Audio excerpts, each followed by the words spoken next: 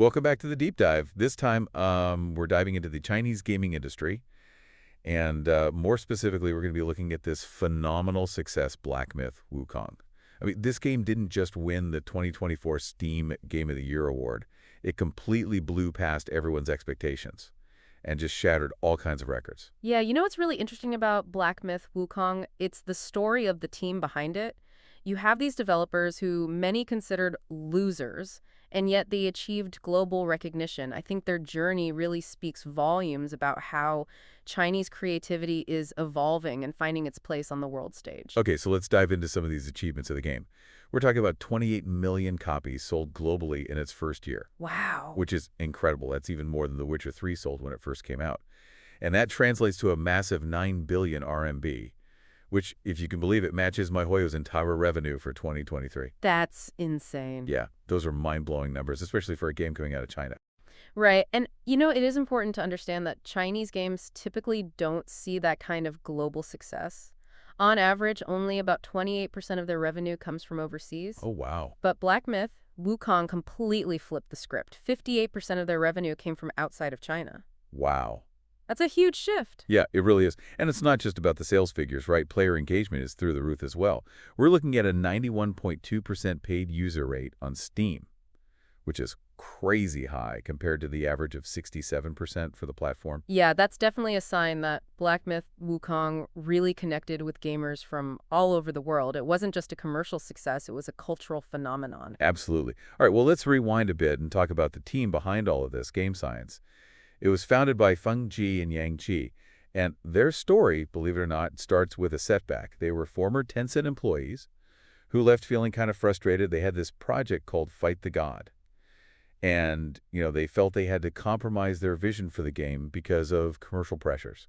Oh, interesting. Yeah, So they walked away from Tencent with this burning desire to create something truly special, something that they had full creative control over. That's really how Game Science was born back in 2014. And they set their sights on a pretty difficult target, the single-player AAA game market, which back then was considered almost suicidal in China. yeah, that was a huge risk. And they made some pretty bold decisions to turn their vision into reality. First, they moved their entire operation to Hangzhou in 2018. They knew that the city offered government incentives for game developers, including things like a 30% reduction in development costs, Oh, wow. which is a pretty sweet deal. Yeah, that was a smart strategic move that really paid off for them. And they also very cleverly navigated the investments that they got from Tencent and Hero Entertainment. They accepted the funding, but they structured the deal so that they kept full control over the game. They used an A/B share structure, which essentially gave them more voting power. They had learned their lesson from Fight the God and weren't going to let history repeat itself. Smart. And then on top of that, there's the development budget miracle. I mean, they created this visually stunning, epic game for a fraction of what Western studios typically spend on AAA titles. We're talking about US $40 million, about one-fifth of the average cost. Yeah, part of their secret sauce was developing their own game engine called Chaos. This allowed them to streamline their development process and reduce their reliance on expensive outsourcing, which gave them this amazing amount of control over every aspect of the game. They took this huge risk and made some really smart moves, and in the end, they created this groundbreaking game. But Black Myth: Wukong is more than just a success story, right? I mean, it really shook things up in the Chinese gaming industry. Oh, absolutely. Before Black Myth, Wukong, the Chinese gaming market, was totally dominated by these mobile games, especially those pay-to-win models. But the success of Wukong was like a wake-up call for the entire industry. It showed everyone that Chinese studios could actually compete at a global level with these premium, narrative-driven experiences. So how exactly did this one game change the game, so to speak? Well, for one, it completely changed how investors viewed Chinese game developers. Suddenly, game science was being valued at 30 times its earnings in the secondary market, Whoa. which is an unheard of price-to-earnings ratio for a Chinese gaming company. That's a pretty clear sign that investors were starting to see the potential for big returns on these types of games. Exactly. And it wasn't just game science. Publicly traded gaming companies in China, like Perfect World and Gibbet, saw their market value jump by an average of 18%. All thanks to the buzz surrounding Black Myth Wukong. Wow, that's a huge impact. So we're seeing a shift in the industry, moving away from those quick profit mobile games and towards investing in games as, cultural assets. Precisely. And this shift was even further emphasized when Tencent, you remember those early investors we talked about? Yeah. They announced a 5 billion RMB fund specifically to invest in single-player games. And guess what? What? miHoYo, the company behind the global phenomenon, Genshin Impact, co-invested 1 billion RMB in that fund. That's wild.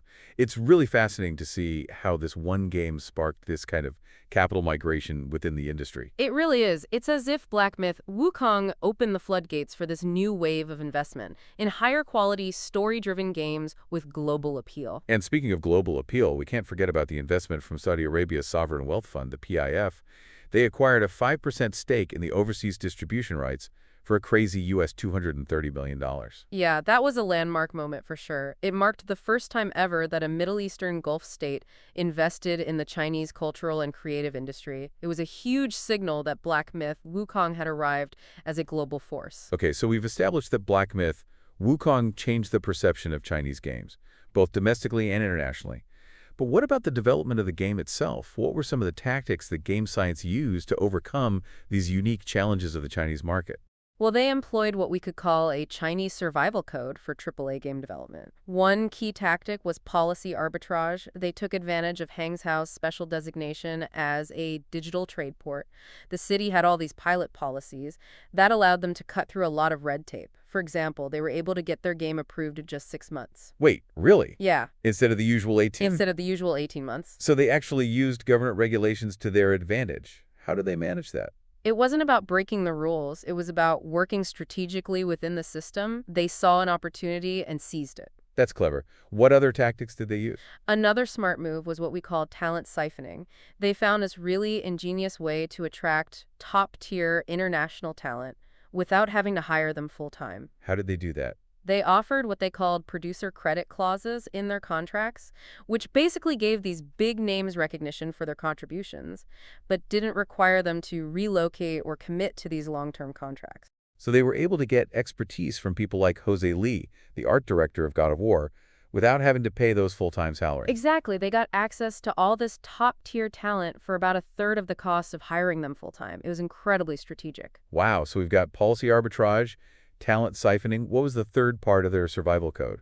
Risk hedging. Game science knew that they were taking a huge gamble with Black Myth Wukong, so to try and mitigate some of that risk, they simultaneously developed this spin-off animation called Black Wind Record, which was based on the same IP. So if the game flopped, they still had this potential revenue stream from the animation. That's right. By diversifying their IP, they ensured at least a 20% cost recovery through licensing deals, even if the game itself tanked. That's really impressive foresight and planning. It really highlights their deep understanding of the Chinese market and their commitment to achieving success no matter what.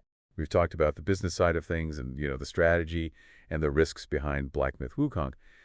But it feels like there's a much bigger picture here. This game has almost become a symbol of something much larger than itself. Oh, absolutely. It's a real testament to how Chinese creativity is evolving and its growing influence all over the world. I think for a long time, there was this perception that Chinese creations weren't original, that they were just kind of derivative. Yeah. But Black Myth Wukong just completely shatters that perception. It's like what they said, we're not chasing the AAA standard, we're redefining it. And they did it by, drawing inspiration from their own culture, their mythology, their unique visual style. Exactly. And that's what's so exciting about it. They didn't just copy Western formulas. They forged their own path. And the world really responded. I think we're actually seeing a ripple effect from this now. Other cities in China, like Chengdu and Suzhou, they're trying to replicate Hangzhou's success by implementing similar policies to support game developers. So Black Myth Wukong isn't just changing the game, it's changing the entire landscape. Yeah, it's true. And it's not just limited to China either. Even international investors, like that Saudi Arabian wealth fund we talked about, they're recognizing the potential of Chinese developers. I mean, Black Myth Wukong has proven to the world that Chinese teams can create these world-class games, and they can do it for a fraction of the cost and the time that it takes Western studios. Yeah, it really feels like this game has become a beacon, showing the world what's possible when you combine creative talent with strategic thinking and a deep understanding of your own cultural strengths. I think that's a great way to put it. Black Myth's Wukong is so much more than just a game. It's a cultural phenomenon that has really opened up all these new possibilities, not just for Chinese developers, but for anyone who wants to tell stories that resonate globally while staying true to their own unique identity. So what does the future hold? I mean, are we going to see more games like Black Myth, Wukong coming out of China? Will they continue to redefine what a AAA game can be?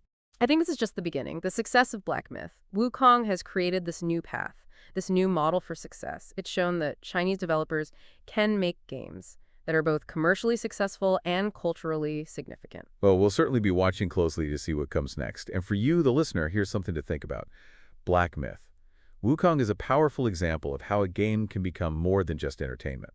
It could be a cultural ambassador, a catalyst for change, and a reflection of a nation's creative aspirations.